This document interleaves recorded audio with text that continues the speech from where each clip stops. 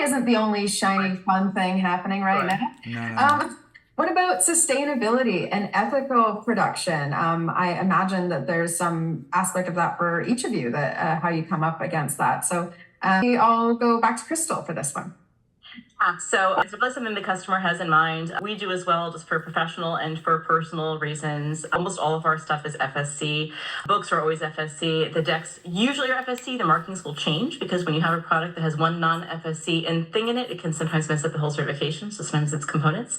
But we do try to produce accordingly. We also try to keep plastics in mind in terms of our packaging and stuff. For shrink wrapped from necessity, but internal trays, everything else is really all paper. So we really do try to keep eco in mind where we can as much as possible. Beautiful, thank you. And Anna, how do people make decisions about this? Because I imagine you're meeting with people who are creating their decks and trying to make this decision on how they go about how many, and yeah, how do you see that?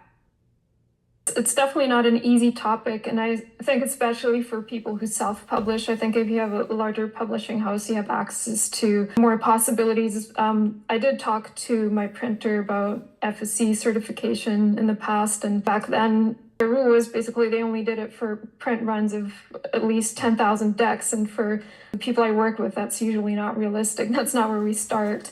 However, I am happy to say that they do what they can, and I'm sure there are different printers who will have different standards too, but for example, they print everything on recycled paper, they use plant-based inks and so on.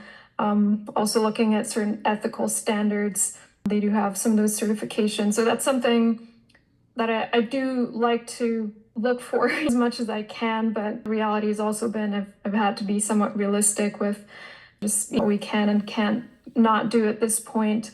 I've also had quite a few clients who are wanting to print in the US or print in their home country, and sometimes it's possible, but there's always a trade-off, and there are just certain things that some printers will be able to do and others won't. Or there's also the question about the profit margin that you'll have and what markets you want to reach. If you're really wanting to reach, if you're really promoting yourself as an independent publisher and you're or creator, and you're maybe mostly selling your decks on Etsy, then I think you have more room to play with. You can charge more for your decks and then still have that profit margin. But once you want to reach larger markets, sell on Amazon or get into retail stores, and it's definitely a lot more challenging. So there's a lot to say there, but I'm definitely, it's on my vision board to develop or find a process, or I think there will be an evolution in the future too, and then there's a lot of movement in that direction. I think a lot of people are looking for that, so I am hoping that there will be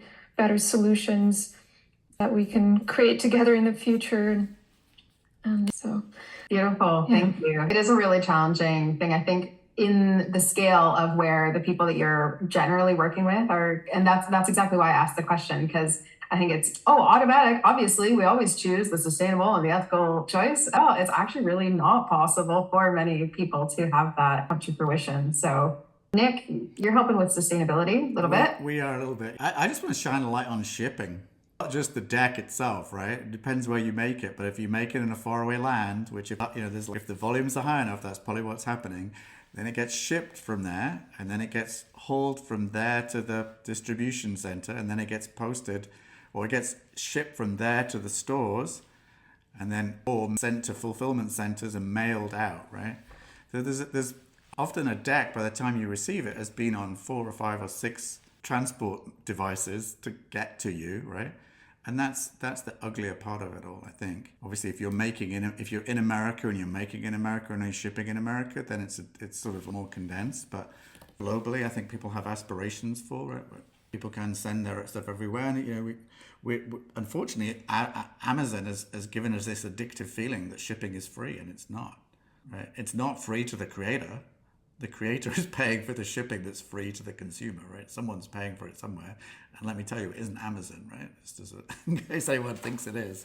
They're not doing it out of the kindness of their heart. The creators are paying for that, right? So, very good point. Very good point. Just stuff that we don't always consider when we're thinking, I want people to have my Oracle decks. All these different layers of just what to think about. So my hope is that when people are listening to this now and definitely in the replays, as I know many will watch the replays, especially this is held for the year as the year goes on. And then they say, now's the time, I'm brave, I got to go do this Oracle deck thing. I'll go listen to this publishing panel discussion. That you just float these things out and see how it resonates with you and your heart, where that sits for you as well. As far as then you can choose your options, what you wish to pursue. Crystal, do you have another thought there? I saw you kind of mentioning, FSC costs extra, as do most sustainability measures. So if you see that anyone has put that measure forward, just know that they did so at a cut to their own profit margin, either because they felt it was the right thing or because they knew it was the right thing for their customer. So it's just something to know. Those things don't come for free.